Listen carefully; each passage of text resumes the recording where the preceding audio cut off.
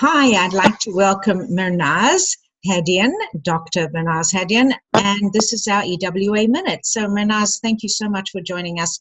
You have an amazing background, and I would love for you to tell everybody what your training is and what your background is, and then we'll get into a really serious subject. Go ahead. Thank you, Larraine. It's a pleasure for being with you and talking with you about this pandemic that is going on right now. My name is Mehrnaz Hadian. As you said, I'm a physician. My background is that I am trained in internal medicine and critical care medicine. I am an attending physician in intensive care medicine in some hospitals in Southern California, and more than one hospital, and both academic center as well as community hospital I have experience with. And we are seeing the surge of COVID-19 patients in hospitals as well as ICUs. So it's a real thing that is happening right now. It all needs to be very vigilant about it, obviously not to panic about it, but know what to do and what not to do. So, Mehrnaz, we've been hearing a fair amount about the shortage of equipment and respirators and so on. And I know the various hospitals that you're active in, and they are certainly major centers of excellence in the Southern California community. What is your experience personally with that?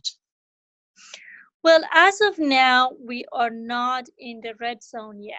We still do have, adequate number of respirator for patients who are coming, but we have to always work toward the horizon, what is coming at us.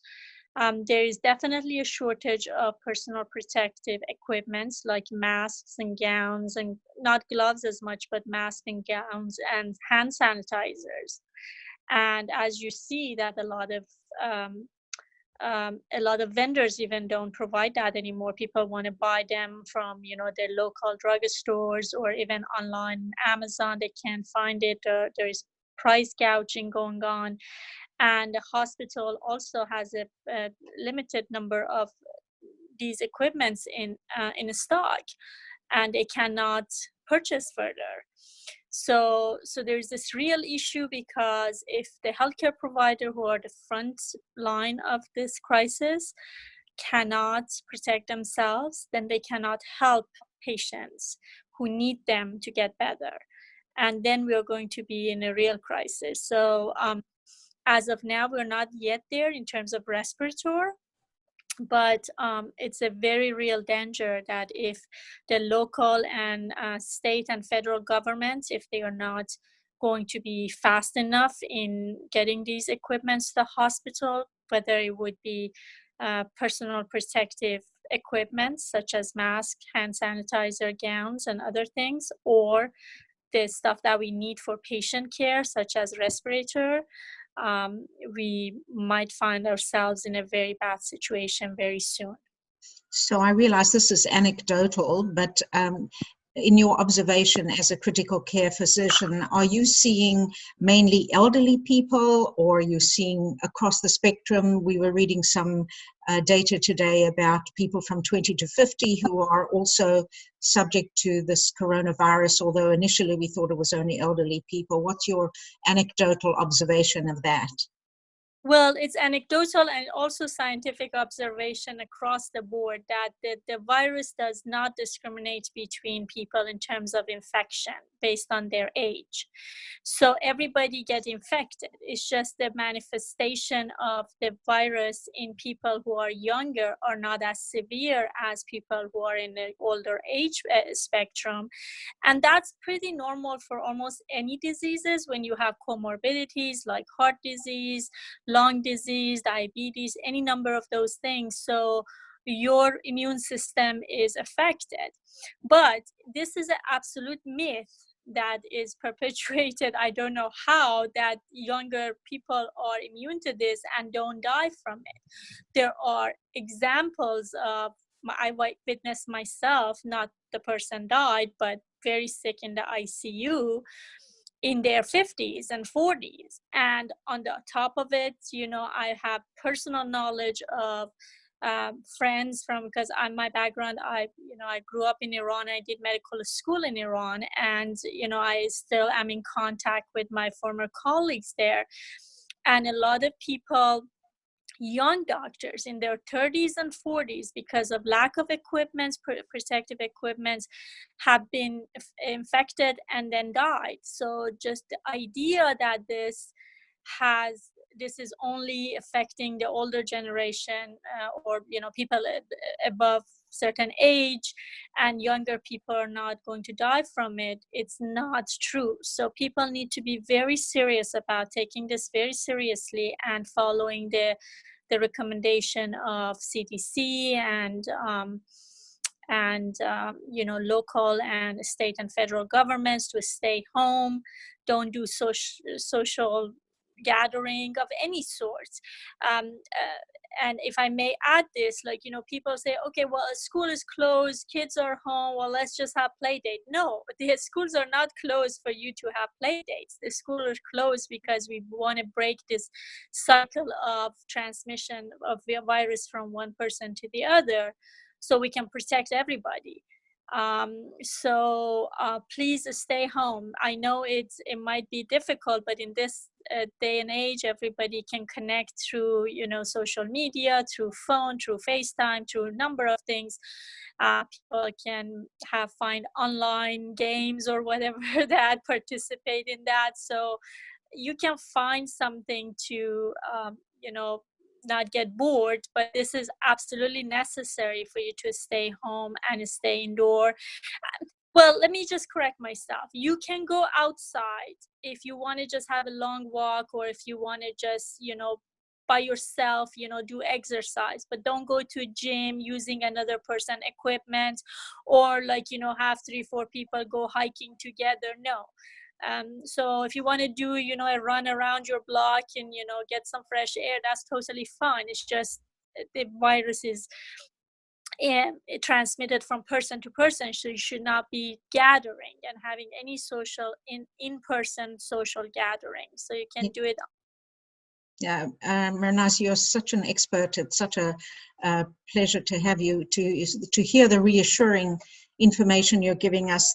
One of the other things that I wanted to mention is you're also a lawyer, and with that background, I'm very relieved to see that a lot of the liability issues have been lifted from manufacturers like 3M and others who are ramping up manufacturing to get those masks and other such things to the medical professionals. And I'm sure as a lawyer, you can appreciate that too.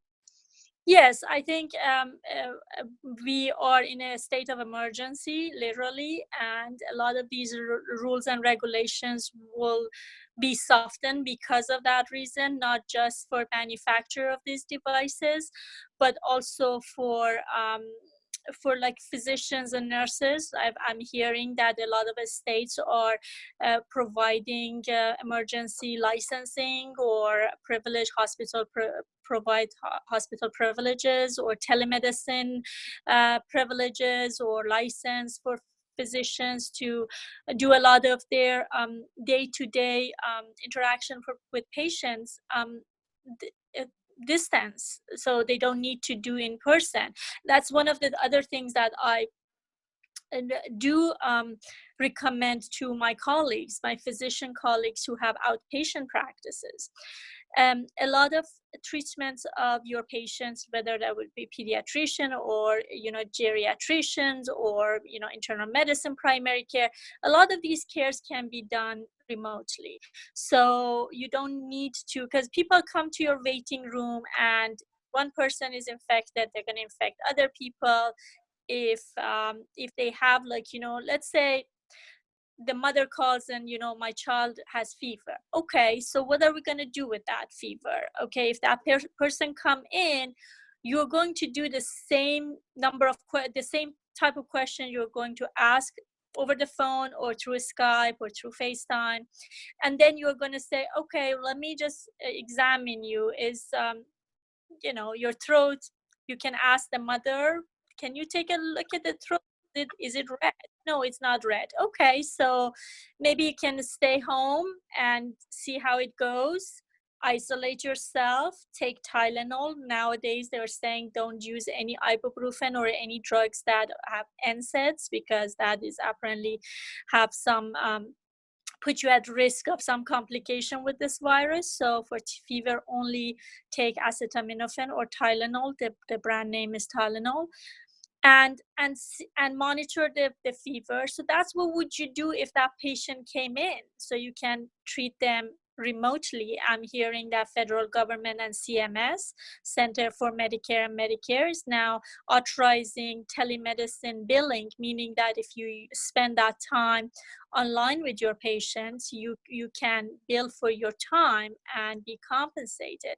So try to shift from in-person to telemedicine as much as you can, and provide this expertise also to remote areas that they don't have physicians.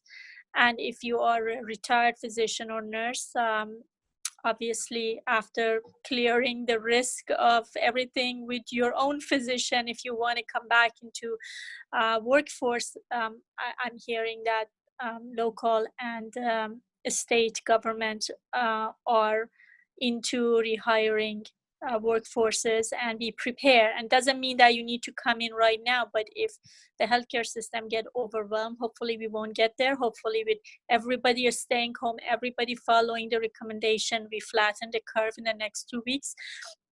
But if not, we have to lighten all of those rules and regulations for a lot of people, so they can help without fear of being repercussion. Right. Exactly. Absolutely.